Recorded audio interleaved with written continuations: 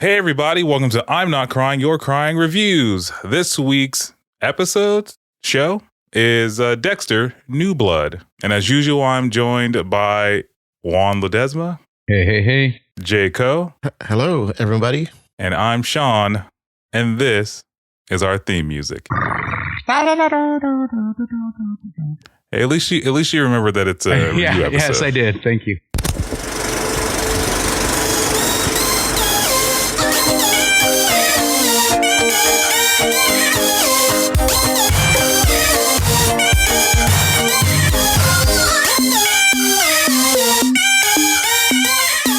Hey everybody, welcome back to I'm Not Crying, You're Crying Reviews. Like I said, this week we are doing Dexter's New Blood. This is the entire series, not just the first couple episodes. So why did you make it seem like he has new blood? It's called Dexter New Blood, not Dexter's New Blood. I apologize. You're right. Well, because of Dexter's laboratory. Yeah, that's exactly what I was going to say. But anyway, you're right, Juan. You're right. You got me. Oh my God, what am I going to do? I misspoke. Man, I must have ligma. Yes, that's right, Juan. We are reviewing Dexter New Blood. Or Dexter's Laboratory New Blood. Yes. Either way. I'm good with it either way. This is on Showtime. It's on Showtime, right? That is correct, yes. Got it. So if you do not have Showtime, you don't have cable, then you probably haven't seen it. But it is on cable. So with that being said, anyway. Or illegally downloaded like other people I know. Oh my God. That's still happening? Who would do something like that? Yeah. Like who does that in 2022? Why don't you contact the FBI and have them they're already take care of business? You know, those numbers are actually right at the front of the movie. So if you are watching a movie, Juan, you'll get that. Anyway, if you haven't seen Dexter's Dexter's Laboratory New Blood, then turn the podcast off right now. You know how I feel about this shit. It's been out. It's been over with for almost a week. You know, as the fucking king of not watching shit, I think you should calm the fuck down. If I'm being 100% you know what? honest. Even if I haven't watched it, motherfucker, I still don't care if you ruin it for me, like you did with the Squid Games and every other. Some people actually do. They really care about that stuff. Listen, like the show ended 2 Sundays ago. If they haven't watched it by now, it's their fault. It's been over a week. You should stop being cinematically insensitive to the people who haven't watched it. It's 2022. We're supposed to be able to take everyone into account, everyone's feelings into account. Like they taught us on South Park. This is the future, Juan. Okay, this boomer. Is the future. Look at this guy. Anyway, if you haven't seen Dexter New Blood, dude, there's gonna be spoilers around. What is that? What are you talking about? That's his new Latino character. Okay. So yeah, if you haven't seen Dexter New Blood, there's going to be spoilers. We're covering all 10 episodes of the series. And with that said, Juan, I'll let you go on and take us off course as you usually do.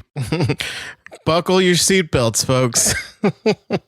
This here ride is the wildest ride in the wilderness. You know, the funny thing is, Juan, I know that you really like Dexter, and so I feel like you'll have more to say than you normally do on all of our other reviews. And I do love Dexter, and not just the TV show, but the books. So Dexter New Blood actually brings back a lot of Dexter, the series, characters. So you get Michael C. Hall reprising his role as Dexter Morgan. But in this series, he's going by Jim Lindsay. Jack Alcott as his son, Harrison. Julia Jones as police officer Angela Bishop. Johnny Segoya as Audrey Bishop. Alano Miller as Sergeant Logan. Here's the thing. I don't remember any of these people.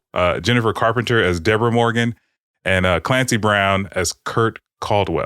Clancy Brown, man. Clancy Brown. Yeah. I was just talking to Juan about this earlier. Is that Clancy Brown?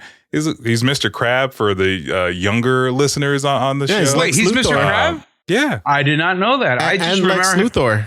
And Lex Luthor. Yeah, that's how I know him. Like I recognize his voice. I think Justice League Superman. That's what I think. just remember him as Tom from Lost, man. Mr. Friendly.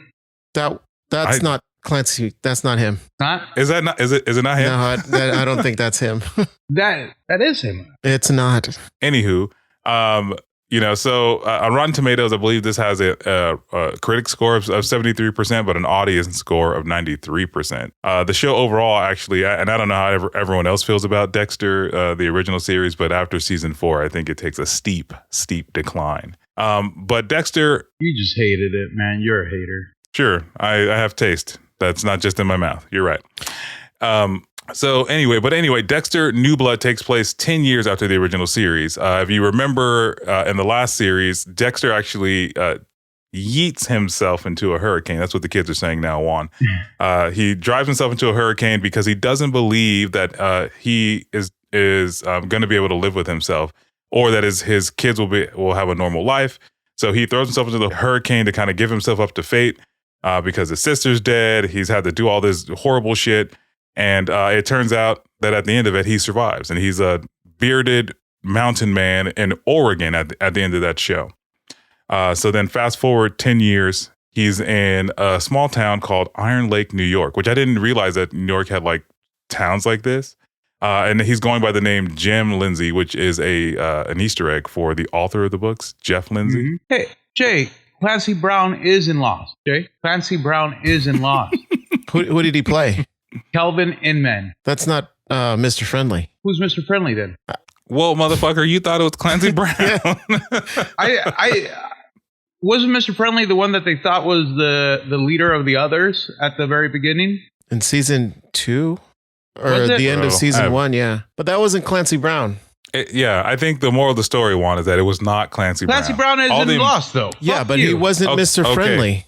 Congratulations. You get half a point for knowing that Clancy Brown existed. I'm gonna type of and fuck you. I just typed Mr. Friendly from Lost, and who does it come out? Clancy Brown. All right, so Juan, do you have anything nice to say about Dexter New Blood? Yeah, I like the fact that Dexter's back. I really did like that because after it ended and he didn't die, I really didn't think that was going to be the end of the series. I wasn't as upset as many of the fans were with the ending of season 8. I was just upset that it ended. Really? Yeah. Really? And I think I told you I was already foreshadowing that he was going to die at the end because... So 10 years ago, when Mountain Man Michael C. Hall shows up on your screen, you're like, oh, we're going to see this motherfucker again. Hey, by the way, Jay, I would like to apologize. Mr. Friendly, you're right. It's MG Gainey.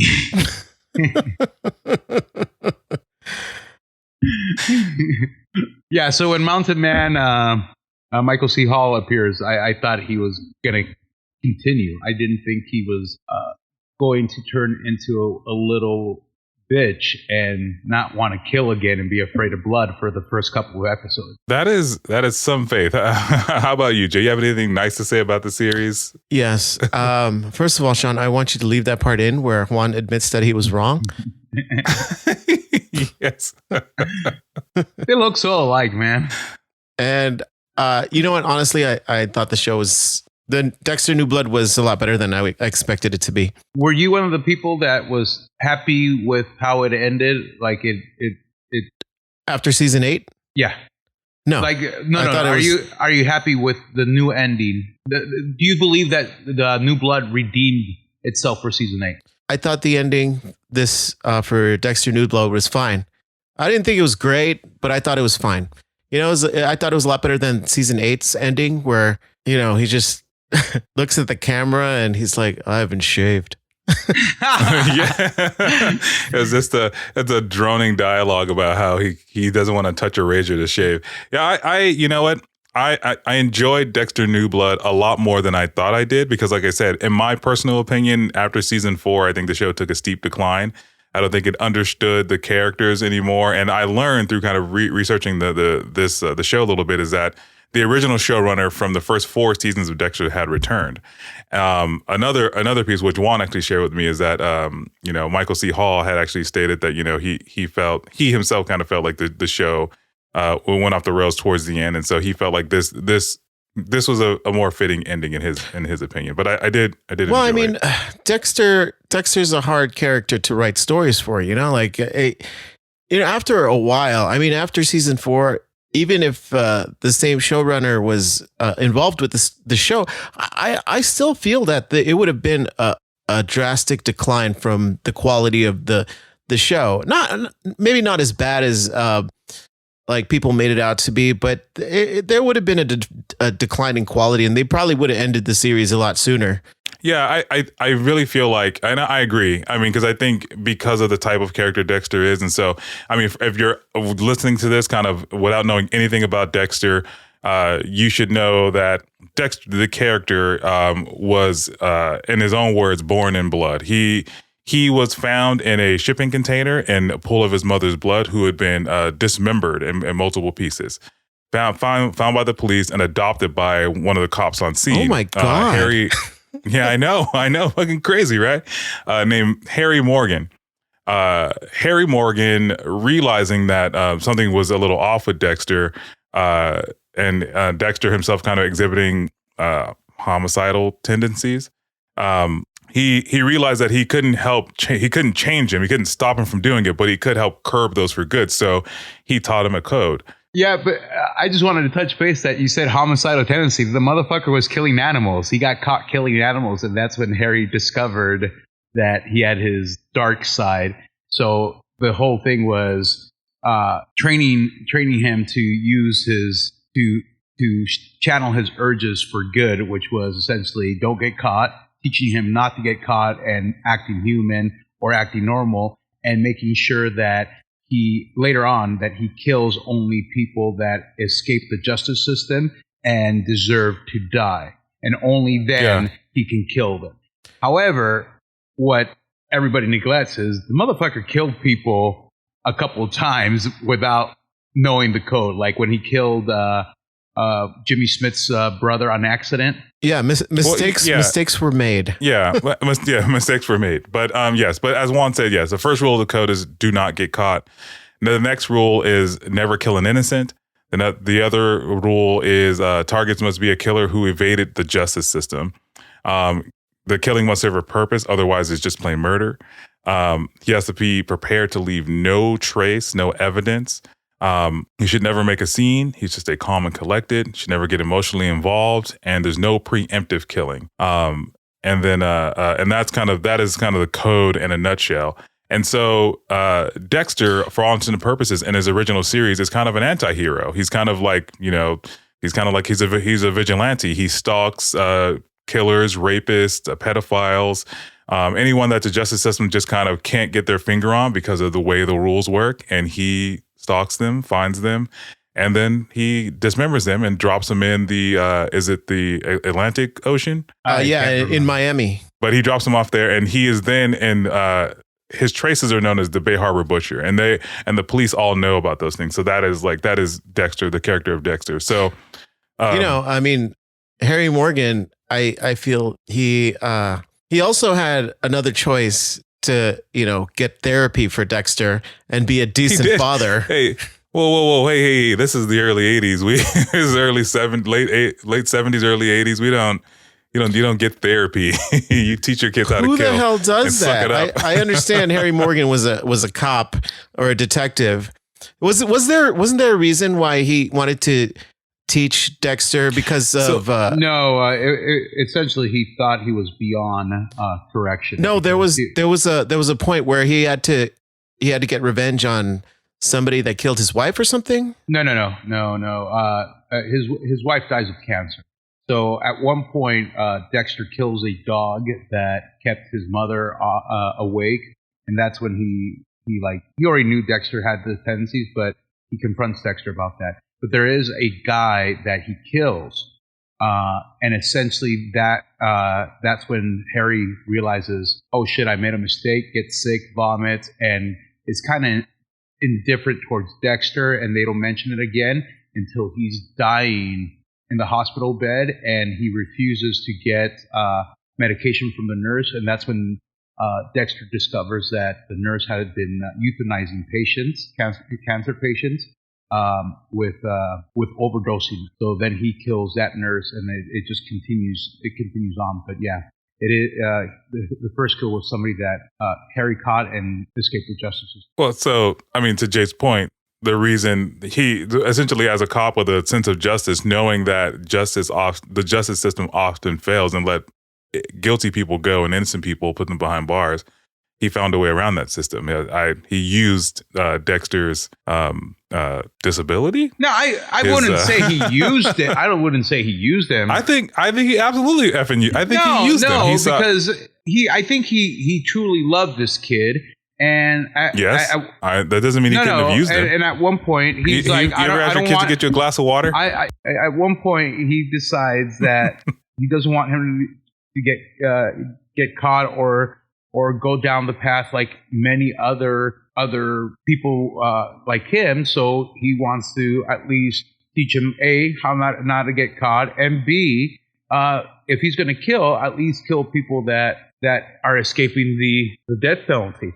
Well, I mean that's where you walk that line, you know, like, yeah, there's people that do wrong things, but I mean, you're not supposed to go out and kill them, you know? Oh no. Yeah. So I'm with Jay. I think Harry's whole point was because he was a cop who have seen plenty of criminals kind of get off scot-free, and he just knew he had a person here who would happily kill people, and they put controls in place. He would be able to do it in a way that was legit, so to speak. And this is what makes Dexter such an interesting character, because as a person, Dexter is not a good person. He's not. Yeah, no, he's not a good person. He's not. And if you hear, he's not a person. In fact, in the show, he alludes to the fact that he has no feelings, no emotions, except for Deborah. He actually does care for Deborah, but and his son. But the reason he started dating Rita was it was a disguise. It was his costume. Yeah, so, I get that, but like, I mean, he's still a human being. He was born as a human being, and as a person, he's not a good person, you know? Yeah, he is doing what he's doing with this code in place because it satiates something that is wicked within him, and because it aligns with some code, he's still a murderer. Like no matter how you dice it, yeah, he's murdering bad guys, but he is still a murderer, like a serial murderer at that. But anyway, before we get even further off track, so the question is now in New Blood, do you think he's more human because he's dating the chief of police, but who looks exactly like his sister? She does look exactly like his sister. But the other thing that I'm trying to point out is at no point does he really refer to her as a costume. At no point does he refer to her as her cover or anything. Well, I mean, I think it goes back to that point where he's feeding all his needs, you know, like the need for like companionship and like sex and food and all that stuff. He still needs all that stuff, and he does it, but he also has that need to kill people. That's part of his which he didn't have character. For 10 years. Well, no, he did have for okay. So we get into the first episode and we learned a couple things about Dexter. The first episode was called Cold Snap, and we learned that he's in Lake Iron or Iron Lake, New York. B, that he still keeps up a rigorous daily exercise routine like he did in the original series. We also learn that he keeps up with his other rituals to his other routines to make him seem nicer. You know, he brings donuts into the shop. He is affable, and he's like, you know, mimicking basically, you know, some small town hick.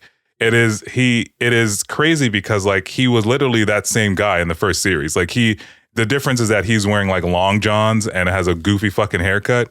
And then the other one, he was wearing like, you know, short sleeve, Hawaiian shirt, unbuttoned shirt. Yeah. Hawaiian shirts because it's fucking hot in Miami. Exact same guy. So he, like, I think to Jay's point, is just kind of fulfilling the role because he needs the routine, because without the routine, he's just a murderer. He's just a guy who's killing folks. So, well, I don't think it's needing the routine, but Harry taught him to seem normal. He had to have this, so that's ingrained in him. But yeah, but I mean, he's still had those urges to kill people. He's just suppressed them for 10 years. Yeah, I honestly think that after season 8, having his sister die and how everything unfolded, it left some sort of trauma in him, and that's what you start seeing. And I think I mentioned this to Sean and you. I always thought like Harry and now Deborah were the way that the showrunners represented his dark passenger, which is a very eminent character in the books, and they kind of don't really play it off that prominent in the TV show. So I thought that's how it was. Little did I know I was fucking ass backwards and wrong. And it's not his dark passenger; it's his conscience and his inner struggle. And I think that's why I think he changed, and I think he had some sort of trauma because he has nightmares of Deborah being shot and grasping at him. So I think he didn't have the urge. I think he was truly scared of going back. Well, so again, I wonder if you remember the first episode, because after the first episode, he meets, we as the audience are introduced to Matt Caldwell. Matt Caldwell is the son of like kind of this rich kind of guy in this little town. He's very well known, very well established. And his son is kind of a douchebag, right? And he has lots of money that it's supplied by his dad. Yeah.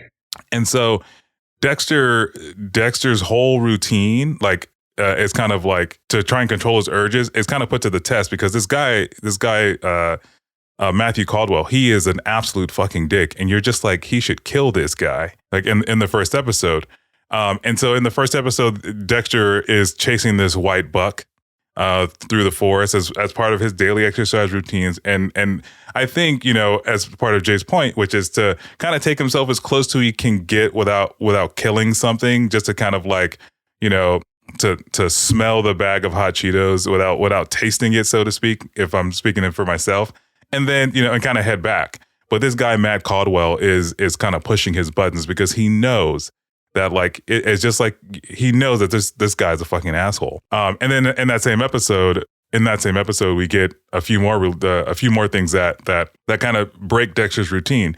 At the end of the episode, his son Harrison returns. And that's even more like, holy shit, like what the fuck's going on?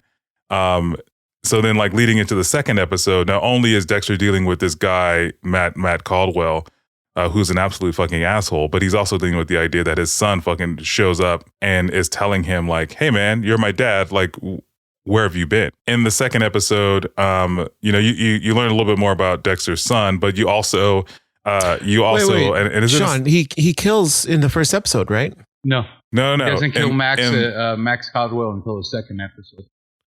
So in the first episode, we learned that Max Caldwell was actually part of a boating accident. Covered up. Yeah. And that boating accident killed 5 people. And his dad paid off kind of a bunch of people in that circle that knew the truth to keep quiet about it. And Dexter is forced to sell him this like high-end rifle and he doesn't want to because he knows this guy, Matt Caldwell's a dick, and he doesn't have the proper licensing. But his boss, who is kind of under the thumb of his dad, Clancy Brown, his name is Kurt, I believe, in the show.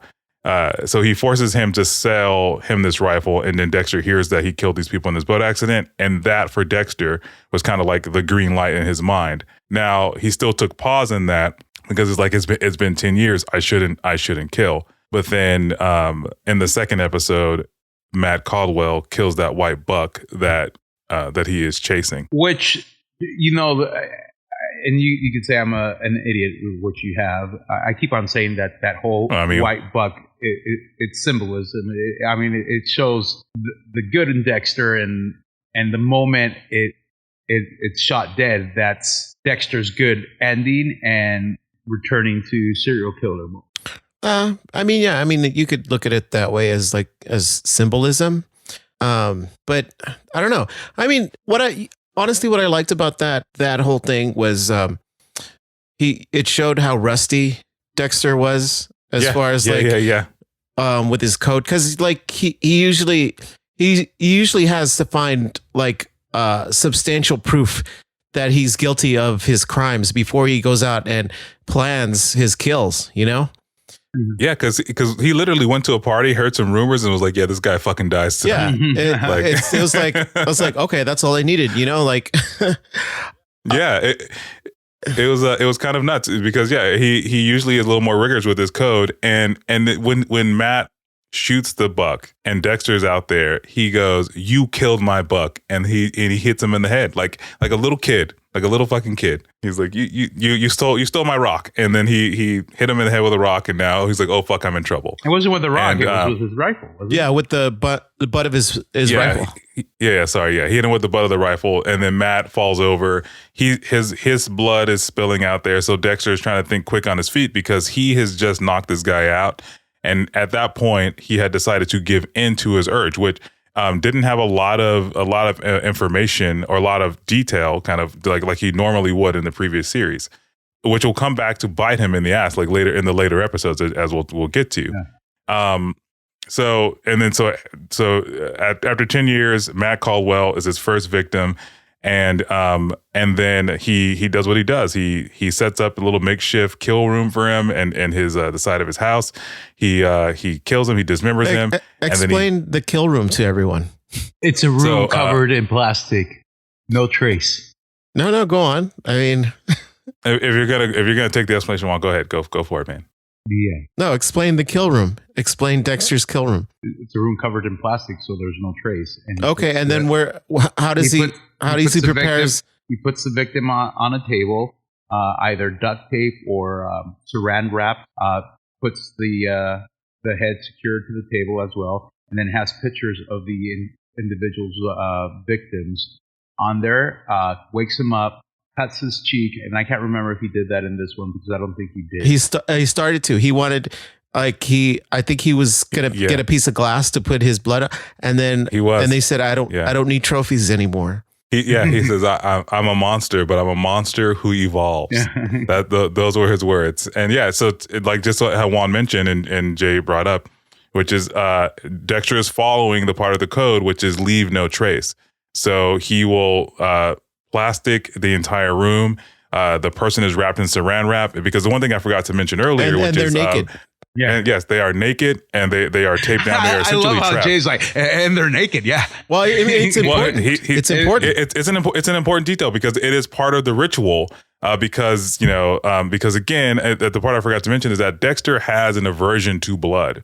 So because he was born in blood. In the new series, they play it off a lot more because there's a thing where you think he's back to his regular routine because he sharpens a knife, but little did you know is he's sharpening it for a fucking butcher. And the next scene, after sharpening his knife, you see blood, and it's at a butcher shop, and you see that he's terrified of blood, which in the first series, they don't really play off that he's terrified of blood. In fact, you and I talked about the fact that I got the sense that they make it seem like he admires or not worships, but likes blood. And he has like a bit of an obsession with it, and I mean, and he kind of does, but it's not for him anyway. So yes, he has a bit of an aversion to blood. So part of the saran wrap, part of all that is, aside from not leaving a trace, it is to control the flow of blood so it doesn't get everywhere. So and after he kills his victim by putting a knife directly through their sternum to sever their carotid artery, I don't know what artery that is there, and they bleed out and die, he dismembers them. He cuts them into 8 or 9 pieces, depending on how big they are, and he bags them up and he disposes of them wherever he does. Now, this is the first time he's done that in 10 years. What was the point of cutting him up this time if he was just going to burn him? Well, that wasn't his plan originally. He wasn't. He didn't burn him. His plan was just to leave him under his encampment fire, like in front of his house, until fucking his body just decomposed and like no one gave a shit anymore. You know, I gotta say this. After watching the series Dexter and then coming back to New Blood, that first kill, man, that was amazing. Like it was so like you forget how much you missed it. You know, like when you see Dexter when he's like confronting Matt Caldwell about the kills, and he becomes a different person. Like that's how good Michael C. Hall was as an actor. And you know, and I'm glad you bring that up because you can even see that he himself was like, he was excited for it. He was desperate for it. Like I need this to happen because I haven't done this in forever. Yeah. It was like he was like, I'm gonna feed this hunger that I haven't fed in 10 years. And you felt his energy, you felt his emotion. You're like, oh my God. And then like after that, like I was like, wow, this is way better than I Yeah. I thought it was going to be, you know? And so then, you know what, that episode closes, Smoke Signals. It closes with him accepting his son Harrison into his house to kind of get to know him, because Harrison was, after the first episode, Harrison goes, "Hey, I'm your son." He goes, "I don't know you, bro. I'm Jim Lindsay." He goes to the bus stop, he finds him, and he brings him back home. And then the episode closes with a drop of blood in the snow in the direction of the fire that he had buried him under. And so in the very next episode, that's called Smoke Signals, that's where it's reported that Matt Caldwell is missing. And not only that, but an unknown homeless girl has also been abducted, which plays a larger part in the series. But Kurt's father is now looking for him because he's gone missing. He was supposed to be somewhere, which I can't remember. And so now they are using Dexter's cabin as a base station to hold this investigation and the search for Matt's body. So not only does Dexter have to kind of he has to cover his tracks in a way that he didn't think he was going to have to. And again, because he didn't think through this kill like he normally does, he's kind of scrambling and like barely staying ahead of the police. And he's only staying ahead of them because because he's been there for a number of years. They trust him as a small hick town that's literally depending on the help of like volunteers and the citizens of the city who have nothing better to do to help look for this person that Dexter just killed. And so he's literally able to lead to the investigation wherever he wants. Not only because he has past forensic experience, but because he is dating the chief of police, who he is playing like a fucking like a violin. That's when Dexter's at his best. When for the show, when Dexter's maybe like a step ahead, but not too far ahead of them. Mm-hmm. When everyone is like right on his heels, that's when Dexter is like fantastic. Yeah, this was really, really fun to watch because this was reminiscent of the original like first couple seasons of Dexter, where when Dokes would show up and he's like, "Surprise, motherfucker," and he's like, I caught you," and he's like, "Oh shit, Dokes showed up. I didn't think he would be here. It's okay, I'll figure out how to get around." And he would do that, and it would take some precarious stepping, but he would do it.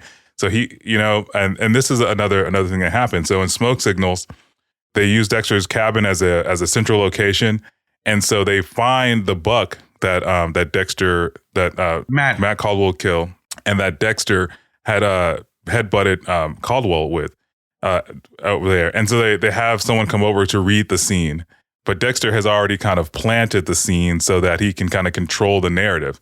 He literally ran back like minutes later and covered up the blood. Yeah, he mixed the blood. He moved the rock that would have cracked his head. He took a glove that Matt left behind and put it by the highway, and like he had controlled this entire story. So when the guy came over, this expert that had come from somewhere in New York to read the scene, he was reading the story that Dexter had told. I love how good that guy was. I love how good that forensic scientist was. Like he was better than Dexter had anticipated him to be. Yes. Yeah. Because he goes, Dexter had moved the rock that had split Matt's head, and the guy goes, looks like there should have been a rock or something here, and it looks like somebody had pulled the blood together so that we wouldn't be able to tell. And he's like, "That motherfucker's good," and but again, like you said, Dexter's at his best when he's just ahead, but not so far ahead. I love that it went from a missing person to a homicide investigation in a snap of a finger. Yeah, and Dexter, and again, Dexter was like, "Okay, now I got to figure out how to make this seem like he ran away, even though it looks like a homicide." And so he puts he leads the investigation over to this glove, and they kind of give it up. They go, "Well, okay, whatever. Like, I guess this happened." But Kurt Caldwell, Matt's father, is not happy with this. He's just like, "Nope, this is ridiculous. My son just won't disappear."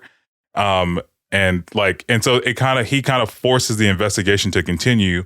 And Dexter's girlfriend, the chief of police, is kind of like at her wit's end because she's like, "I don't know what else I can do about this," because not only did he kill this white buck, which is an issue in this land. I think there's a Native American tribe it was on reservation land.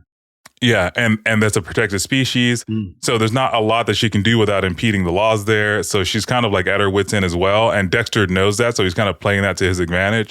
There was the infrared cameras, right? Yes, and then there are infrared cameras that spot a second person in addition to Matt Caldwell, out there. Now they can't tell who it is. But it has Dexter's build. There's carrying a gun that Dexter owns, and which plays Dexter, a big factor later on. Yeah, it does. But with all this happening, with all this stuff happening, there's still two more storylines happening. So the second storyline is that there is a mysterious man in a cabin watching girls who he has kidnapped inside of a room. That he's just watching them. They're not. The room is made to look like a motel room. Yes. Sorry, thank you. It's made to look like a motel, and he's just sitting there watching them, and we don't know why. We don't. He's just wearing a ski mask, and he's like decked out in mountain gear. And he's just sitting there watching him on a MacBook, and there's a camera there. And the girls don't seem to know they're being watched until like a little bit into it. So, and then the third storyline's going on is Harrison, his son. So Harrison, his son, he is there with his dad, who he kind of knows has had the shill of a life kind of going on. So he puts him in school. He's like super smart and tested out of all their grades or whatever the fuck is going on. To the point where they think that he cheats. Yeah, to the point where he thinks that he cheats. And so it kind of, you as the audience kind of go, well, what the hell's going on with this guy? Because he says that, Hannah McKay, who, if you remember from the previous series, that's who Dexter left him with. She died of pancreatic cancer 3 years earlier than that. And he's been in the foster care system. And so finally, he felt like he just needed to get out and find his father. Because he left him all those years ago. But anyway, so those are the other two storylines that are going on. Those are other two things that are happening. So keep those things in mind. So then moving forward to Dexter and New Blood, Harrison, his son, who's just come back, he befriends his, like the school like loser or whatever. Oh yeah, like the Ethan? school like punching bag. Yeah, he befriends him because he recognizes that he is being preyed upon by other people, and he kind of like he doesn't stand for that. And he himself has kind of like whipped out some crazy ass moves. Like one of these guys says some shit to him. Very Dexter like, man. Very Dexter. Yeah, he grabs him by the throat, like, hey, you better back the fuck off, bro. Like, and the guy's like, I don't know what this guy's problem is. And he backs off, and then he kind of realizes that they're also bullying him because they're like, I guess the kid's on Tinder or some shit like that. And he's like sharing his anime pictures with like, some pretend like person that they're fucking like with him on. And Harrison exposes them and puts them all through all this stuff. Meanwhile, getting close to the sheriff's daughter, who like is the adopted daughter, adopted daughter, whatever. And doing so kind of like befriends also the same kind of group of bullies, but in that episode, Harrison learns that Ethan has like this book of like, hey, I'm gonna look drawings of all these people. Like he's just gonna like almost like a hit list almost of people he wants to hurt at school because they hurt him. And so Harrison kind of seeing that tells everybody that Ethan came to school, tried to stab him. So he stabbed him before whatever, putting the kid in the hospital. Cut him. And so what was that? Cut him. He cut him, and he cut him pretty bad, put him in the hospital. Where did he cut him? The femoral artery. The leg. Yeah. Or he tried to. What does that play? He tried to cut him in the femoral artery, which is an important detail because like his father who had his mother dismembered and sat in a pool of her blood, Rita Morgan was also killed by the Trinity Killer. How was she killed? By cutting her femoral artery in a bathtub. Mm-hmm. So, and also I think he was picked up by, John Lithgow makes a cameo in this, and he shoots a new scene. Brand new fucking scene, yeah. Yeah, where he gets out of the bathtub after killing Rita. Naked, yeah. What? Are you okay? That's my imitation of Jay with the whole naked. Well, the difference is you wanted to see John Lithgow naked for sexual purposes. Yeah. Who doesn't want to see John Lithgow you're right. naked? Yeah. Well, hey, you can't anyway. So anyway, yeah, he cuts him in the femoral artery, and so kind of mimicking what was going on. With the Trinity Killer. I mean, also going on in this story, which kind of ties into, which will then tie into the secondary story I talked about with the guy in the cabin. A podcaster shows up by the name of Molly Park. You guys remember Molly Park? Yes. Mary fuck murder. Mary fuck kill. Mary fucking kill. Mary fucking kill. Yeah. So then she shows up, and now there are some of these episodes online somewhere that you can listen to, but it turns out that Harrison is listening to her podcast in regard to the Trinity Killer, because she talks about the Trinity Killer. She also talks about the Bay Harbor Butcher. And she is there in that town to investigate a series of missing women that have been going on in that town for like the last 25 years. No. She was there because of the possible Matt homicide. And oh no, you're right. And then she starts dating the deputy, which was like a blurb in one of the episodes, and then they never really played out the story. And she befriends the chief of police, Dexter's girlfriend, and they become BFFs. And she's like, well, do you have anything else you're working on? And that's when she shares the missing women from the last couple of years. And funny enough, later on, she becomes one of the victims. Yeah, no, you're right. So she is there not because of 25 years. She's there because of Matt Caldwell, because it's a very strange murder. Because again, it went from being a missing person investigation to a homicide, like almost overnight, with proof to that. So, with that said, Dexter, kind of putting all this stuff together, is like, oh my God, I need to figure out a way to get rid of Matt Caldwell's body, because like this is too fucking close to home. It's too close to home. So he decides to burn Matt Caldwell's body in the town foundry. Takes him to the foundry, and he burns the body, and it looks like snow because it's snowing that night, and which is fucking crazy. His dad, Kurt Caldwell, is suddenly celebrating his son's return. It's a little drunk in town, and Dexter finds him literally after burning his body, and it's like, hey man, can I give you a ride home? You seem a little drunk. And he gives him a ride home, and then he thinks all is well and good, and he's like, Kurt Caldwell is said that he found his son, even though Dexter knows he killed him. The chief of police finds it a little weird that he found his son, because he hasn't really supplied any proof. So, and there some of the things that you're missing here is Matt had the history of just running off and going on drug vendors. So Kurt played it off as, oh, I found him.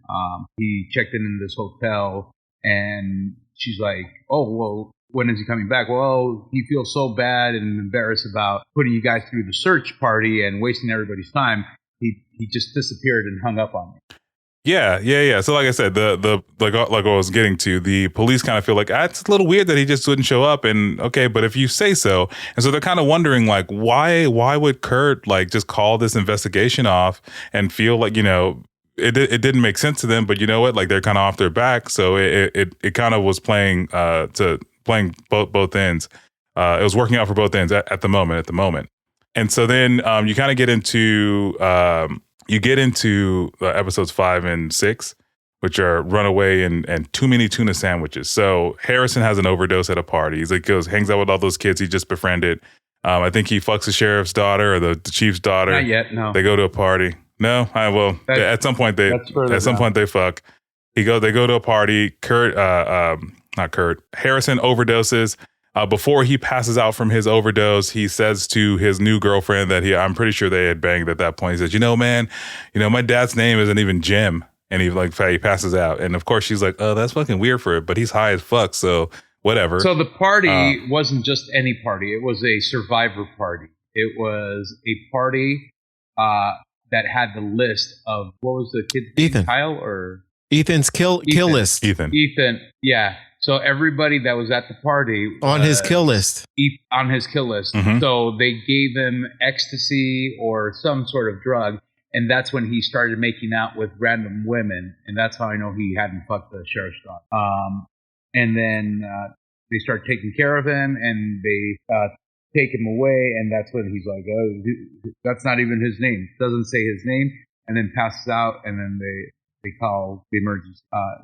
But the other thing that we're forgetting is the sheriff wasn't in town at that time, because even though she thought, hey, good thing that Matt showed up, but something still doesn't jive. I'm going to drive my ass over to the hotel where he was last checked in with Mary fucking Kill lady, and try to figure out. But I mean, what's she going also there was a police detective convention or something. Yeah. Have we gotten to the? I feel like we found out who Matt's dad really was by season 2. Season 2, episode 2. I didn't realize that it was so many fucking episodes until we find out. Honestly, it was really obvious when that the Runaways episode and the first runaway got shot, and he was wearing all white, and I'm like, that's Clancy Brown, you know. Yeah, because up until that point, you've only seen a man kind of sitting at a table, and he could have been of any size, but I mean, like Clancy Brown's a big dude, you know. So you see him like, well, what the fuck's going on? Because in that very next scene, you see him like cleaning the body, you know, and you're just like, yeah. And if you're doing your Scooby-Doo detective police lineup, you're like, it has to be Matt Caldwell's dad. Yeah, it's like there's no other characters in the series. It must be him. Now here's the thing.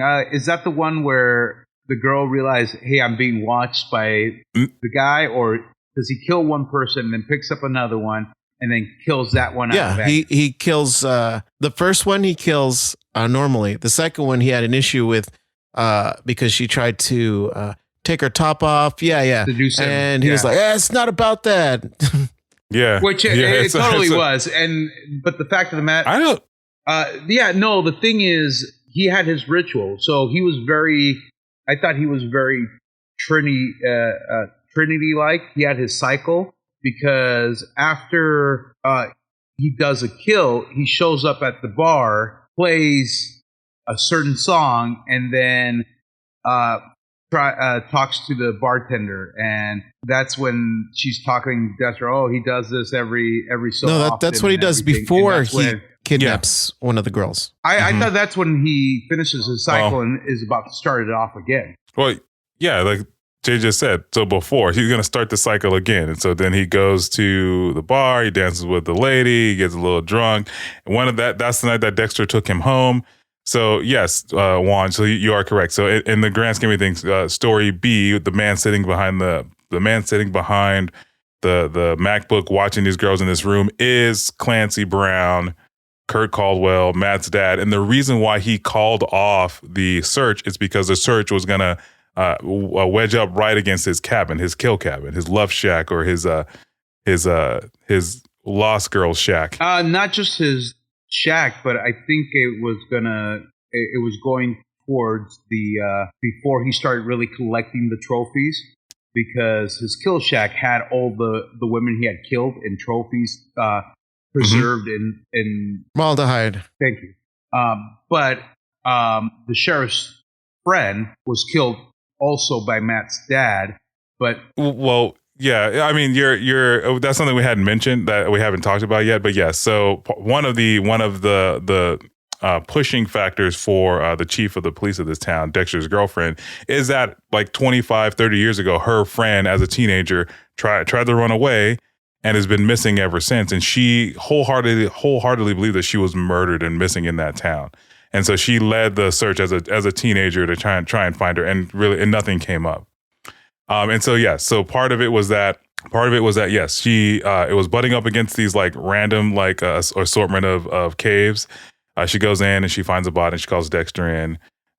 She calls Dexter because she had already discovered who Dexter. Yeah. So sorry. So yeah, we're all over the fucking place. I am, because you are like, you're meandering a little bit, kind of tell the story. But anyway, so as Jay mentioned a little bit earlier, they go to the hotel. Sorry, you mentioned they go to the hotel, Juan, but there's also a police, a detective like. It's a police club meeting. Where and it just so happens that Angel, no relations Bautista. That's from the book. That's from the book. Fuck you. Okay, I'm sorry. Angel Bautista, who is the Hispanic, the Latin cop who was dating Sergeant LaGuerta.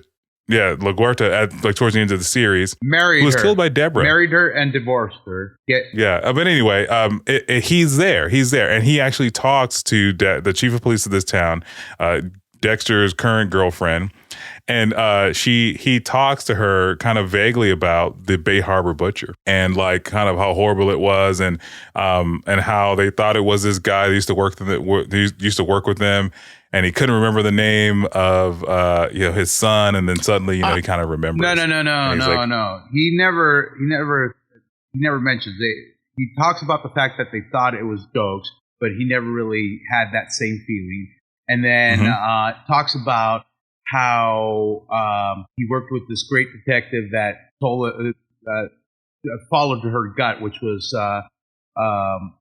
Deborah Morgan. And then he's like, unfortunately, she died, and the entire story is tragic. Even his brother died, and who had this cute little son. What was his name? Oh, Harrison. And then suddenly the floodgates open, and she realizes, hated that scene. Yeah, it's so funny because that's like, so up until that part for me, Jay, as I watched that part happen, I go, okay, I see what's going to happen here. This is what happens in every Dexter season, and I call it the spaghettification of his life. You know, it's where like everything just fucking falls apart. It falls apart, and you as the watcher, you go, oh my god, like how's this gonna get fixed? How are we gonna do this? And then it all neatly like wraps up in a nice little bow. I hated how convenient that Batista was there. You know, like I was like, oh, okay, come on. I hope they don't talk. And then they and he was talking about the Bay Harbor Butcher, I think, right? Like in the thing, it was like it was a narrative plant because they had to move the story forward, because at that point Dexter had kind of gotten away. Like no one's even thinking about Dexter anymore. Forced. That whole thing felt forced. The whole cameo, and then her like him not remembering Harrison, like. Yeah, he's like, oh, yeah. I mean, because Dexter was a prominent like figure in his life. You know what I mean? Like, I want to say that he was even over for like barbecues or some shit like that. I think he was his best man. Yeah, and he didn't remember his best man's son. Yeah, it's crazy. It was crazy. So then, like, so yes, to Juan's point, yes, we gotten away from the point a little bit earlier. We got to the point earlier, but so then this kind of leads his girlfriend to go back into town to be like, not only does she have a weird thing with Matt Caldwell, because the guy that was in the hotel was not Matt Caldwell at all. It was some random guy. And then thing number two is that, she was like, wait, what do you mean this guy had a son named Harrison? There's another kid in her town named Harrison that is a son of her current boyfriend. And so it triggers her to go look up the guy the Deborah Morgan's brother who died in the hurricane, which lo and behold, she has now uncovered the truth that Dexter Morgan is Jim Lindsay. And she, again, this is more spaghettification to Dexter's life. To Dexter's credit, man, the way he lies and manipulates people, like she pulls him in and goes, something that is trivial to the series is when you're introduced to chief of police, she pulls over Dexter and you're like, oh shit, he got pulled over by the cops, but you already feel like it was evident that they were banging. So she asked for the IDs, and they end up banging in the backseat of his car. So he pulls her over. She pulls him over again, asks for his IDs, and Dexter thinks, "Oh, we're role playing again." And she's like, "No, I want to see your other IDs, Dexter Morgan." And that's when you're like, "Oh shit!" She's confronting him, brings him down to the station. They have a sit down. And he spins the tale of Harrison's mother was killed by the Trinity Killer, and we wanted to escape the murder, and that's why I changed my name. And she somewhat buys it.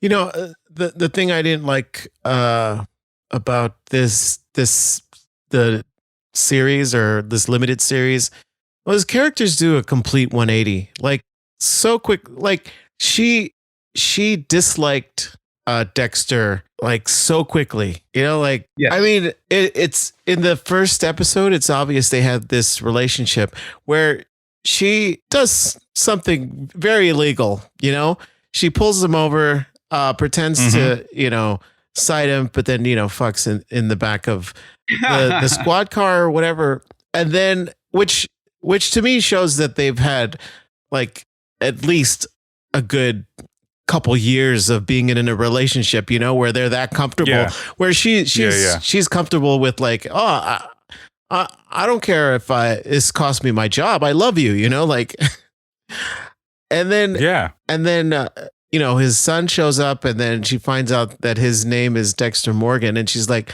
I hate you. Like, yeah. He's like, you're a liar. I agree. I think because there was no like, hey man, hey bro, can you just explain this to me? Because even with Harrison, she was a little upset, but he was like, look, there's a lot of things going on in my past. If you just give him in, and she's like, okay. And then they were fine. Now you have like a 14-year-old boy just walking around the house fucking her daughter, and she's okay with that. But finds out that the guy tried to fake his death to get away from like his horrible life or whatever, and she's like, no, I fucking hate you now. I don't know if I can be with you anymore. And the fact of the matter is that Jay, I think you're to your point. Yeah, she just kind of does a 180 and completely like shuts off all of her emotions until like an episode later where she's like, fine again. Yeah, it's like, weird. Like she's like, okay, I think I'll give you. Like they have a party. When they show up with Christmas sweaters or that's like the second to last episode. It's almost Christmas time. It's like it's Christmas time. Like, so after all this stuff, so they catch up on the B and C storyline. So B storyline, Clancy Brown, they find some DNA evidence in these caves that link Clancy Brown to these murders, Kurt Caldwell to the murder of the chief of police long lost friend. And so they put him in jail. And at the same time, Clancy also has kind of like low key told Dexter, hey bro, I know you killed my son. And I know because you fucked up and you made a mistake. And he gives Dexter a single titanium screw, and which he delivers through Harrison, who was like doing work for Kurt Caldwell at his truck stop where he picks up runaway girls. And so Harrison's storyline, he is now pissed off at Dexter because he doesn't feel like he can connect with it because Harrison is trying to curb these dark urges. He doesn't know where they're coming from. Or he does, but he just is like kind of giving into them. He breaks a kid's arm while wrestling. He cuts the shit out of this kid while they're trying to fight him. He fantasizes about beating up these like school bullies, and he just really is looking to Dexter as a father to kind of give him some guidance about like what the fuck is going on with him. So they go to therapy, and it doesn't work out because literally Harrison goes, well, I feel like I have some shit going on inside of me, and I want some answers that I think only my dad can give me. And Dexter, like trying to cover up his identity, goes, well, I had some dark thoughts too. I wanted to, stay up late and hang out with my friends, but instead I went to bed and prayed. And in that moment, Harrison feels like so fucking abandoned. So he's pissed. And that's not even close to what he said, but I forget the exact. Harrison is another character that I like. He just kept going back and forth with Dexter. Like they're. Like he hates him, and then he's like, "Oh, he's my dad. I love him," and then he hates him. It's like I don't understand what his thought process is. With his relationship towards dad. Yeah, and so because of that little spat he had in therapy, it kind of pushes him to look for another father figure, and he finds that in Kurt, and Kurt is very open about like trying to do it. And I think because it also at this point, what we kind of either have guessed at or know is that Kurt knows that Dexter killed his son, so he's going to get close to his son, and he's going to try and do something. We don't know what it is, but there's like, he's being too good to Harrison for no reason like that we can discern other than like he's a lost kid, and we know what he does with other lost kids. I genuinely thought that he was going to try to replace Matt with Harrison. I genuinely thought that he was going to like really feed into his dark past. He encouraged him to break the shit out of that guy's arm in the wrestling. No, I didn't think that at all. I thought, hey, this guy's gonna kill this kid. Yeah. I mean, like I didn't get that. I didn't get that feeling until like it was too late. Like if I was Harrison, I would have died because I was like, oh, this guy's being super nice. He gave me a job. He gave me a free meal. You know, he's taking me out to fucking go to the batting cage to get hit by balls. You know, like he's doing all this stuff. And my dad is a piece of shit. He won't even tell me what's really going on inside of him. You know, so like I didn't know that Harrison was like, I didn't think that Harrison was in danger until he delivered that package through Harrison to Dexter to give him the screw. So moving on to storyline A with Dexter, to Jay's point, you know, Dexter kind of like goes through a series of kills again, right? So Harrison has an overdose. He goes to the drug dealer that tries to he goes to the drug dealer that sold the drugs that Harrison took, and he was going to take him out. He went to the little animal farm, got some ketamine, and he gave him the needle, but then the cops show up and he just started beating the shit out of him. They put that guy in jail, and now that you know, his detective girlfriend is kind of onto him, she's backtracking. And then, so instead of killing that guy, he goes to find his source, and he kills him. He uses ketamine, he takes him out, and they find him dead because Dexter couldn't work in it fast enough to cut him up. And so they think he just overdosed on his own supply. So then, you know, this Kurt Caldwell stuff is all going on. Mary fucking Kill is kind of poking her nose in all of Kurt Caldwell's stuff. And she discovers his kill room. And so like Dexter, who's kind of on to Kurt, is just like, hey man, what the fuck is going on over here? It'd be a little weird if I just showed up, but I'm going to anyway, just to fucking piss Kurt off. So he finds her while while Matt's dad is like 2 seconds away from like shoving her in the room, running away and like yelling, "Gotcha, bitch." And then and then he shows up and he's like, hey, what you guys doing down here? You know, and Kurt, you can see, and this is Clancy Brown just being a great fucking actor. You can see the annoyance in his eyes is like, oh my fucking God, Jim, if you don't take your fucking like 2-bit country ass back to where you came from, I will kill you too. From one serial killer to another. Get the fuck out. Yeah.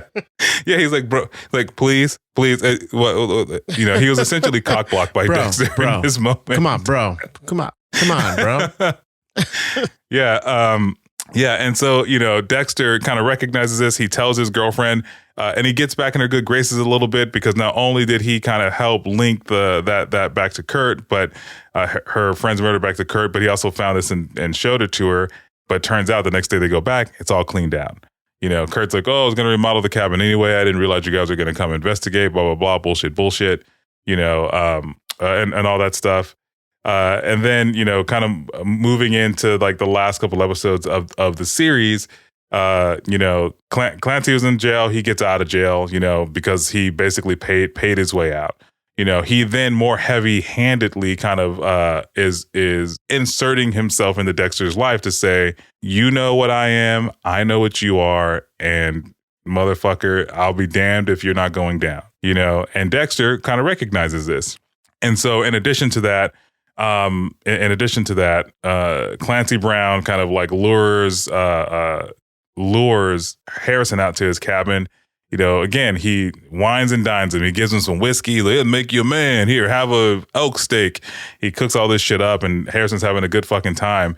But it turns out that Clancy has sent a guy out to go after Dexter and kill him and bring him in so that he can watch him kill Harrison, basically. But Dexter, he finds a way out because that's what Dexter does. Doesn't matter how bad of a spot he's in. He has, you know, his name is in the fucking title of the show, so he has plot on him. And he finds a way, he overpowers him, and he shows up to Clancy's cabin in the car that the guy was going to kill, that the guy was going to show up and take him in, and he thinks it's the guy. But at this point, Clancy has gone to the back room, changes to his fucking killing costume, and told Harrison to run. And so, like, just like the rest of the girls, he's going to shoot this guy, preserve him, and be like, yeah, that's right, motherfucker, I killed your son. But I don't know if he was going to preserve him. I don't think so. I don't think so. I don't know. I mean, he could have. He could have taken on for the team. The thing is that he didn't really match his ammo. He wasn't a female. He was going for young female runaways. I think this was an off-cycle kill, and he was just going to kill him for kill him to hurt Dexter. Dude, you're... You know, I'll say this about as far as trophies go, his were fucking elaborate. Like they were amazing. Yeah, he's basically there's no way you don't get away with that without being the rich guy in town, because how do you kill for 25 years, preserve like full fucking bodies, and no one ever questioned like any of the shit you buy? Dude, most of the serial killers just had like Polaroids. Yeah, yeah, he had full on fucking Barbie doll boxes. Like, oh my god! Like nobody questioned. Hey, what do you need all this like lumber and plexiglass for? Yeah. So. So then after all that, they hit him with a car, they hit him with something, and Clancy runs away. And so then Dexter and Harrison are kind of left. Harrison's kind of like, dude, what? I don't understand what the fuck happened. He was so nice to me. And he's like, he's a serial killer. Let's get the fuck out of here. And as they drive away, you know, Harrison's like, well, fuck, man, how did you know what's going on? Like, you need to be honest with me. I need to understand what's happening. And he's like, I'm Batman. Yeah, literally, he goes, I'm Batman. And then, you know, and then Deborah, his inner conscious, his guide is like, you better be careful what you tell him, because he's a young, impressionable man, and who knows what he might do if he finds out of the truth about you. So Dexter tells him kind of everything up to the fact that he is a serial killer, but Harrison being like, pretty smart, and also kind of reading between the lines, going, I don't think you're telling me everything. I mean, like, because he tells him the story about how he collected a clown, and who was, I guess, a pedophile, was like, tied him up, brought him to a kill room, was like, you don't do that again. And he goes, it really scared him, and he didn't do it anymore. And Harrison goes, really? Like, that's it? That's the stork version of what he does, you know? Yeah. Like, yeah. And Harrison goes, okay, I feel like if you told him that, I mean, that wouldn't be enough. But, you know, you told me this about you, so you know what? I'm going to trust you. yeah, he's like, I don't think that's where babies come from. Yeah. And so then, in the B storyline with Clancy Brown, he's disappeared. He's reappeared at Dexter's cabin, and he's gotten a fucking gasoline truck and has doused Dexter's house in gasoline and set that shit on fire. He set it on fire. And nobody saw him doing that shit? Like, yeah, no one. He's Clancy, bro. Like, hey man, he's like, can I borrow your gas truck, bro? He's like, yeah, you do whatever you want. He takes a gas truck in full killer costume, by the way. Yeah. He's like in full vigilante costume, this guy. And he burns Dexter's house down. Meanwhile, Dexter and Batman and Robin are inside of Mountain Man's cabin, where they find all of his Barbies. Like, he's preserved killed women, and we find out that Mary fucking King is part of those victims. And the part of the B storyline is merging with the A storyline. The police officer, Mary fucking King, is missing, and like, you know, she's just kind of wrapped up all nice and neat, and we don't know why. I don't like that they killed her off screen. Yeah. Because there was a lot of like build up to her kind of like being right at death's door. Like, I wish they would have killed her on screen, so we had some closure with her. Yeah, like she didn't get that final scene. Is just like, oh, because I honestly thought she was still alive. Yeah. Until that one point, you go, oh, they killed her. But I didn't care if they killed her off scene or well, the thing is that because she was right, like, she was asking all the right questions. She was like basically asking, she was being more nosy than the police could be, because the police had to follow protocol. And so like she kind of had this inside track. Like, she was literally inside fucking Clancy Brown's cabin, because she kind of was like, well, I can go through this crime scene. It doesn't fucking matter, you know? But yeah, so then, you know, you get to the end of the series. It turns out that there's a tripwire inside of Clancy's cave, right? And he's like, holy fuck, they know. And he goes to his house to basically like empty out his save, get all the cash and run, and never be seen in this town ever again, because he knows fucking Jim Lindsay is gonna tell on him. Mm-hmm. And Dexter takes that into account, and he's hoping for it. And he fucking ketamines him, takes him down to his kill room, and he fucking kills him. And he does this because Harrison, again, was just like, I don't think that's where babies come from. And so Dexter's like, fine. Dexter whips out his dick and is like, this is where babies come from. And it freaks Harrison out a little bit. He goes outside as he kills and dismembers him. They take him over to the foundry, and and they burn his body, and Harrison's kind of like, fuck, bro, this is what you do? Okay, all right, I can get down with that. He's like, you are kind of like Batman, you know? And then so then they ride off into the sunset as Batman and Robin. They roll up to their burnt house, and of course at that point his girlfriend's there, and he's like, bro, hey, what's up with your burned down fucking house? Is anybody want to kill you or what? In that same episode, not only does Dexter's house burn down, but his girlfriend also gets a package. That package is full of titanium surgical screws, the same kind of screw that Dexter had inside of his house, which is now burnt down. And so, of course, because the show is kind of tying everything up so nice and neatly, while searching his the burned remains of Dexter's house, she finds a surgical screw. In the card, in the package that gave those surgical screws, it says, Jim Lindsay killed Matt Caldwell. And this is the proof. And so this is kind of the bow that wraps everything up, which for Dexter's girlfriend, which is these surgical screws are apparently they're titanium, and they don't burn, they don't melt. They don't say melting point as some other metals. And they're all serial numbered, and they all go to the same person, like once they do that. And so if Dexter had done his research, had taken the time to follow the code properly, he probably would have missed that and been able to dispose of it properly. But now his girlfriend sitting on the other side of the table, knowing full well that this motherfucker, he killed, not only did he kill him, but he probably killed some other folks along the way. And that putting the pieces together that he is also the Bay Harbor Butcher is like, dude, what like it's a complete revelation to her. So she like shows up to her house trying to act normal as fuck because Jim Lindsay is acting normal as fuck. He goes to get wine. He's making mac and cheese. He's sending the kids out to go do some grocery shopping. And then she arrests him and puts him in jail.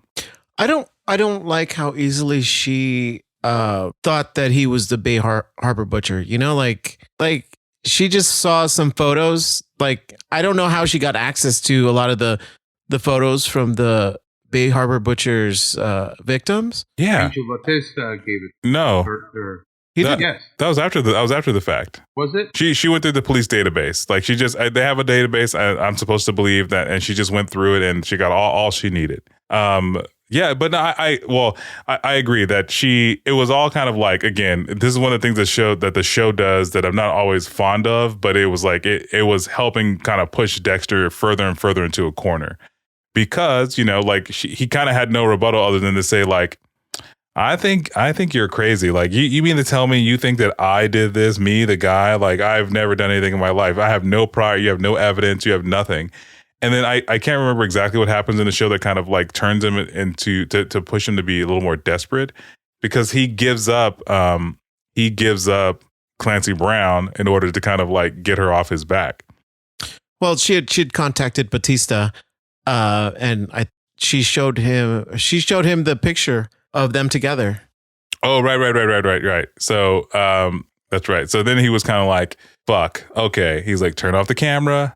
Here and she gives up Clancy Brown and even like kind of runs the narrative that, hey man, like, you know, it's gonna look like he ran because it did. He rifled through all this stuff, he ransacked it, and so like he kind of counted on that to cover his tracks too, and it did for the most part until like it looked like he just got really, really desperate, like for no other reason than because he was impatient, because his girlfriend was very adamant that she was going to take him to court and prove that it was him, that at least that he killed Matt Caldwell and not that he was a Bay Harbor Butcher, because she realized that she didn't really have a lot of connective tissue to do it. So in the interim, Harrison is staying in the hotel like across the street. He goes to fuck his girlfriend one more time because right as all this is happening, Dexter is super desperate at this point. He doesn't realize, like he realizes, or comes to the realization that like he's kind of fucked. Like she's going to keep pushing and pushing, and then like people are going to keep uncovering stuff. And at some point, he's going to end up in prison for life. And that is not an acceptable option for Dexter. At this point, Matt's dad was already killed by... Yes. Yeah. We talked about that. But I'm missing, didn't Angel Bautista send all the files? He said he literally he was going to bring the files he had on La Guerta to her. Yeah, because he saw the email of the picture of them together and he goes, I'll send you everything I have. And he walks over to his drawer instead of having it digitally on some file somewhere. He walks over to his drawer and pulls out a big file folder of all this stuff. And he's going to walk it to you. An old brown envelope. Yeah, like it was not ready at all to, he wasn't ready at all to like give her this information in any way that was going to be meaningful. But in that time, Dexter in his desperateness, he kills the wrestling coach who has been pretty fucking nice. The black guy that was messing with Mary fucking King or Kill, and Logan. Yeah, Logan, and he breaks out of prison and he goes and he's like, he calls Harrison and he goes, hey man, he's like, get my truck, meet me over here, and we're getting out of here tonight. And Robin goes, but Batman, I'm too busy fucking this girl. So if you could meet me over here, that'd be a lot better for me. Yo, chill, baby. I'm getting my dick wet right now. Yeah. So then he's like, fuck. Okay, well, Robin, since you're fucking that girl, well, this is going to work out a little bit better. So then he steals a police car, drives over to that house, picks up Harrison, gets his truck, and he's like, all right, man, you meet me over here. Let's fucking go. And Harrison's like, but I kind of like it here. And so then he's like, okay, well, we don't have a lot of time, so we just need to get the fuck out of here. And all in this time, the chief discovers the trophies, calls the Officer Dewey. Yeah, that's the best I can describe him as. He calls Logan. The wrestling coach. No. Well, first she calls Logan, wrestling coach. Logan.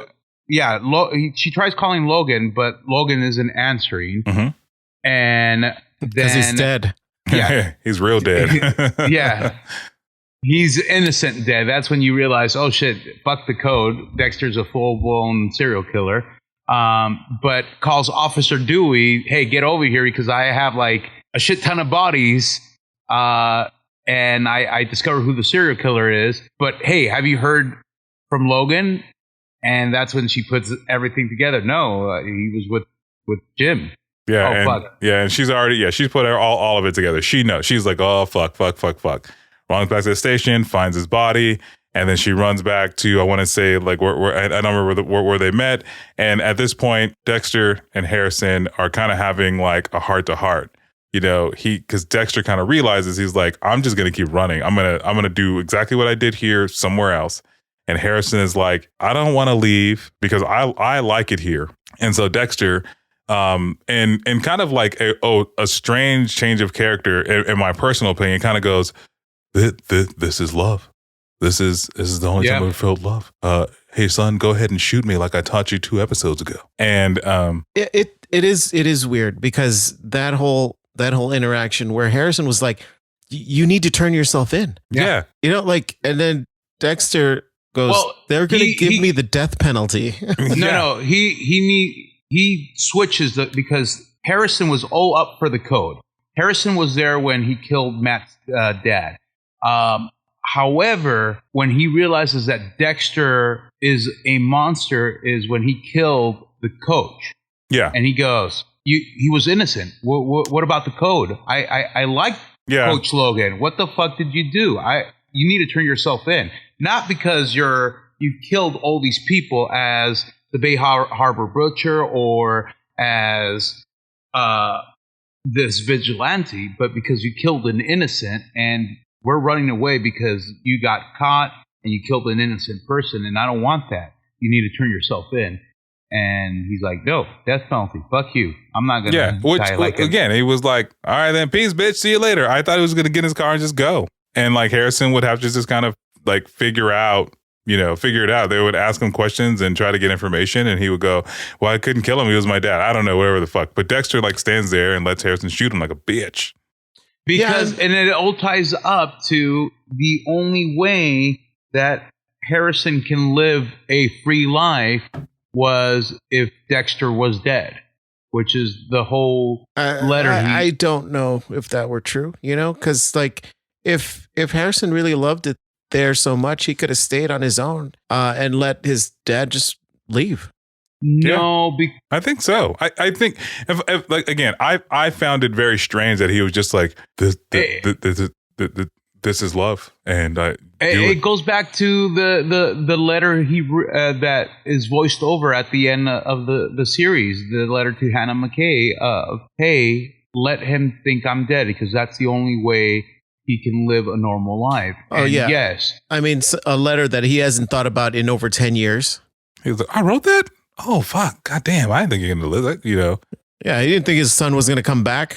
Yeah. Well, he was like, so I think that's the true thing. I think it's Dexter had to die because of whiny little bitches like Sean that thought season 8 was a horrible ending. I thought season 5 through 8 were horrible, but continue. And he should have died like he died in the books. True. Yes.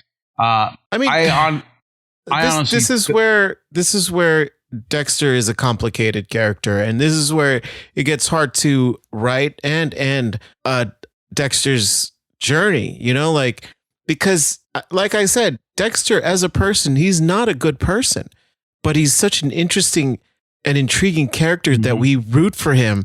And we want him to get away, you know, like, so like he should die for all the things that, that all the crimes that he's committed. He should pay the whatever punishment comes to him. He should pay the piper. He should pay the iron price, which he did. With a shot in the heart. Like, you have to find a way to kill him, or he gets caught. So, $1 million question: do you think this is the end of the series, or do you think they're going to continue with Harrison's story? And if so, does he have a dark passenger, or was the end of his dark passenger the death of I will not watch a Harrison spin-off show.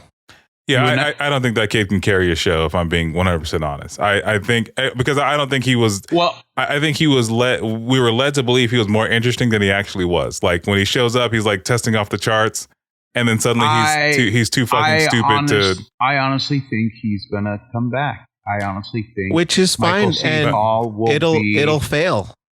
No, the thing is, you don't need the kid that played Harrison to carry the show, because Michael C. Hall will come back as Harry Morgan's character, which nobody wants to see. No, I think you're doing that thing at the end of the Dexter series where, like, the only reason this show exists is to boost subscriptions of Showtime, because everybody else is doing it. HBO is doing it. Fucking Netflix is doing it. Amazon Prime is doing it. That's the only reason this show exists.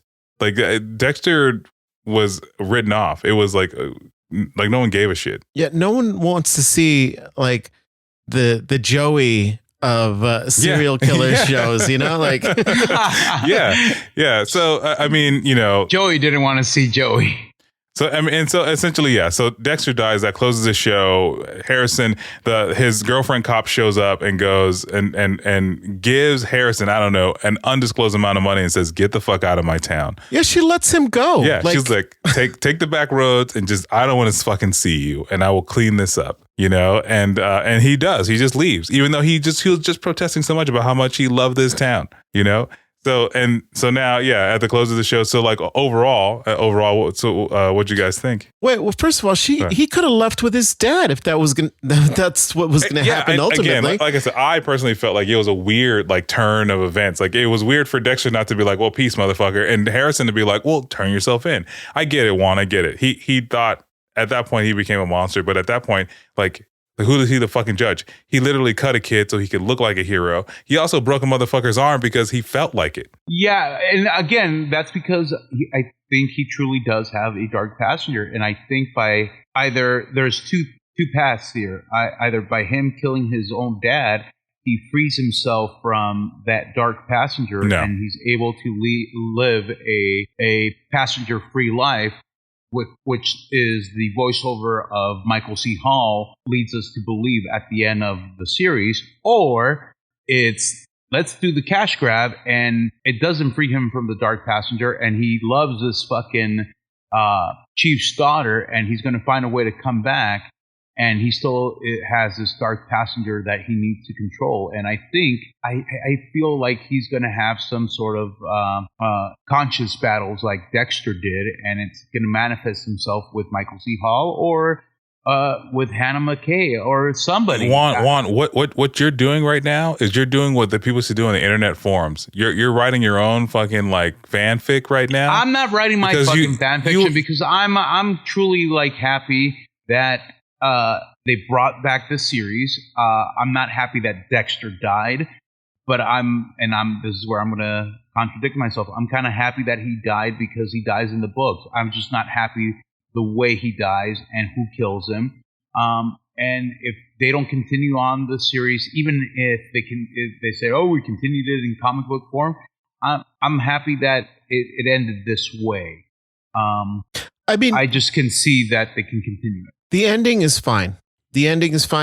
I don't see any other way to end the show. You know, like there was no way to end this show without him going, like, without him winking at the camera, going, "You see, you'll be like, be seeing you," because like that's if he would have walked away and just said, "All right, peace out, Harrison. I'll catch you in the next episode," whatever.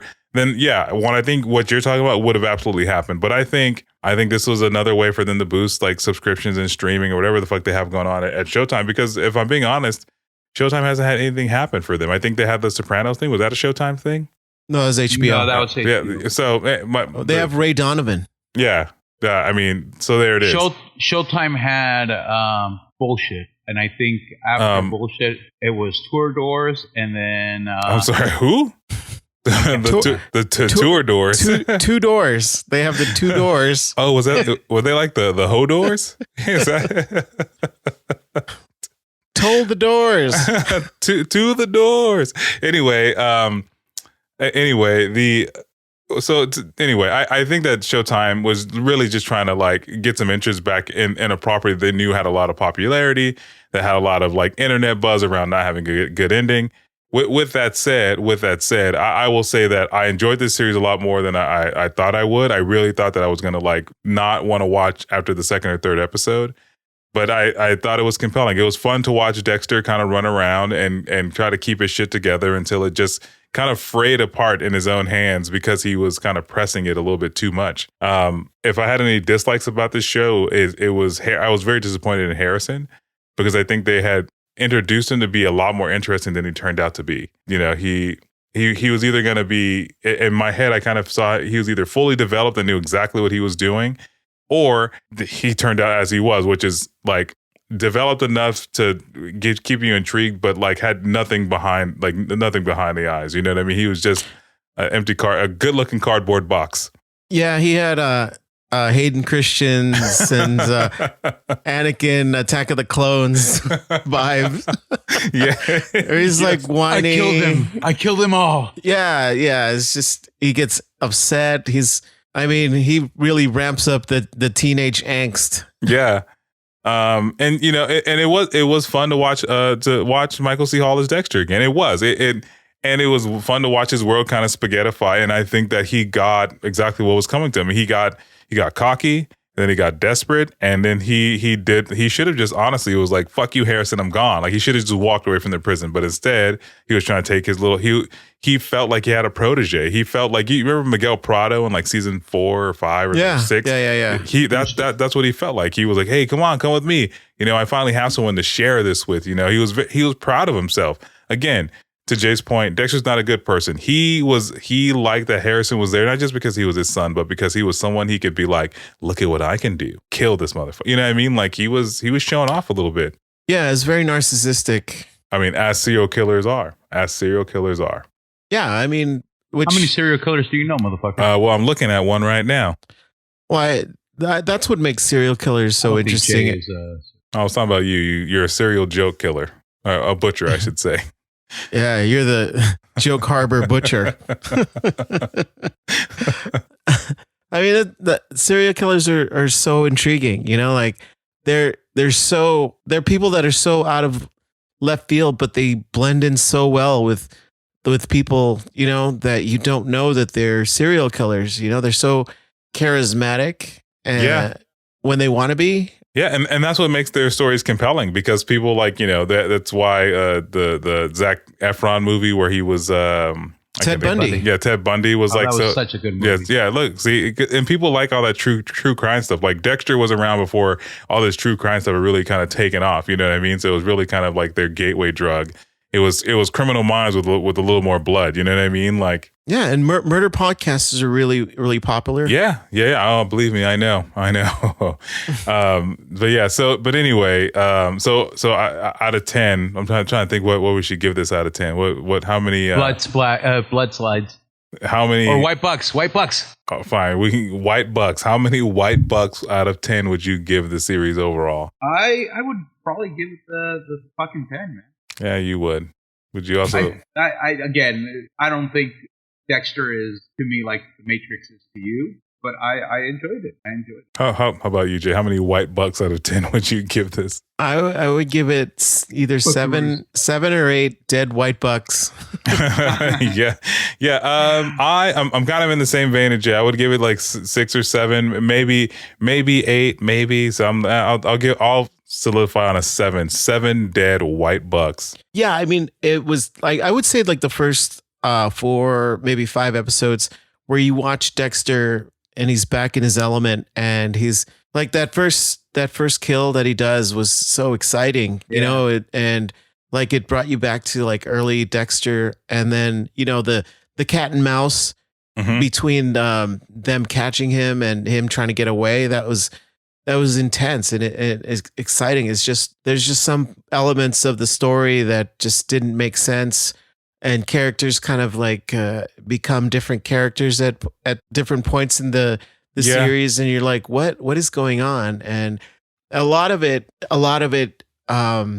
is, you know, for plot purposes, where they conveniently put this here for that.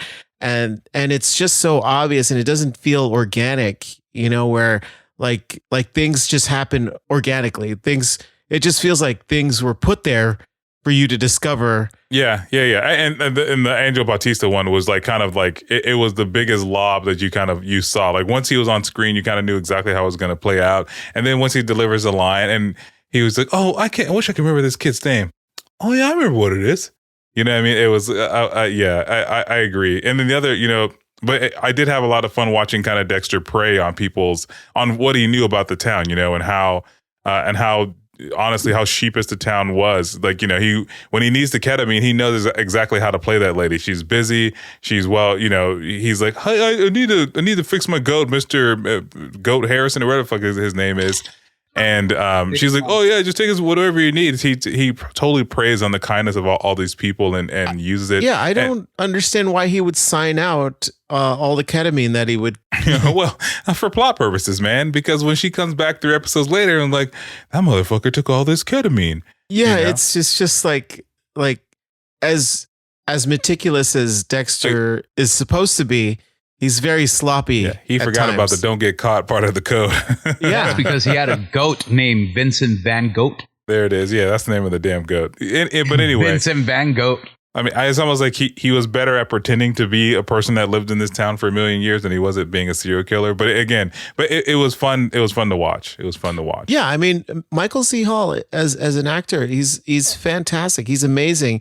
Like Dexter is as good as the writers for the show, you know, if the writers are great and they know how to write Dexter's fantastic. Yeah, I agree. Well, Juan, but I'm tapped out. I got nothing more to say about the show.